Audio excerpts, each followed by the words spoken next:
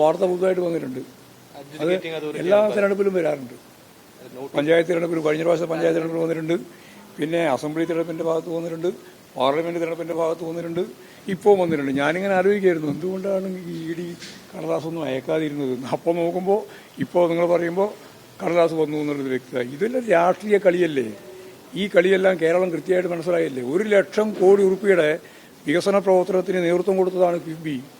ഈ കേരളത്തിൻ്റെ ഒരറ്റം മുതൽ മറ്റൊരറ്റം വരെ സഞ്ചരിക്കുമ്പോൾ കിഫ്ബിയുടെ കൃത്യമായിട്ടുള്ള പദ്ധതിയിലൂടെ മാത്രമേ സഞ്ചരിക്കാൻ പറ്റുള്ളൂ ഒരു മനുഷ്യന്. അതാണ് കിഫ്ബി. ആ കേരളത്തിൻ്റെ പശ്ചാത്തല സൗകര്യത്തെ ലോകോത്തരമായ രീതിയിൽ വളർത്തിയെടുക്കുന്നതിന് വേണ്ടി പ്രവർത്തിച്ച 140 നിയോജക മണ്ഡലത്തിലും ഫലപ്രദമായിട്ട് നിക്ഷേപിച്ച കിഫ്ബിയെ അപകീർത്തിപ്പെടുത്തുന്നതിന് വേണ്ടി എത്രയോ കാലമായിട്ട് തുടങ്ങുകയാണ്. ഇത് UDF ആരംഭിച്ചതായിരുന്നല്ലോ മുമ്പ്. ഉമ്മൻചാണ്ടിയാണല്ലോ തുടങ്ങിയത്. അതിനെ ഭാവനാപൂർവ്വം ഉപയോഗിച്ചു എന്നുള്ളത് മാത്രമല്ലേ ഇടതുപക്ഷ ജനാധിപത്യ മുന്നണി ചെയ്ത തെറ്റ്.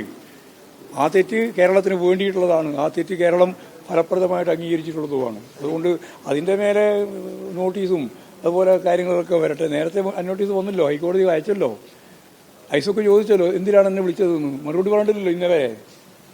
എന്തിനാണ് എന്നെ വിളിച്ചത് എന്ന് ഐസക്ക് കോടതിയിലും ചോദിച്ചു, അതുപോലെ തന്നെ ED യോടും ചോദിച്ചു. മറുപടി ഇന്നേ വരെ പറഞ്ഞിട്ടില്ല. പിന്നെ ഇപ്പോൾ വീണ്ടും നോട്ടീസ് അയക്കുകയാണ്. അദൃശ്യമായ ഏതോ ഒരു കാര്യം, ഒന്നുമല്ല, BJPയുടെ രാഷ്ട്രീയ നിലപാടാണ്. ആ രാഷ്ട്രീയ നിലപാട് അടിസ്ഥാനപ്പെടുത്തിയിട്ട് കേരളത്തെ തകർക്കാനാണ്. ഇത് കേരളത്തോടുള്ള വെല്ലുവിളിയാണ്. മുഖ്യമന്ത്രിയോടും അതുപോലെ തന്നെ ഐസക്കിനോടുള്ള വെല്ലുവിളിയല്ല.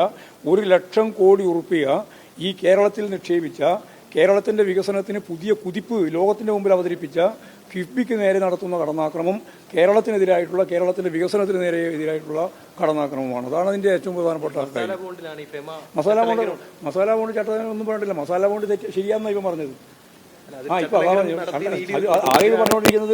ആകെ പറഞ്ഞുകൊണ്ടിരിക്കുന്നത് ഭൂമി പർച്ചേസ് ചെയ്തെന്നാണ്. പർച്ചേസ് ചെയ്ത് ലെക്യൂർ ചെയ്തതാണ്. അത് പറഞ്ഞാൽ മനസ്സിലാവുമല്ലോ.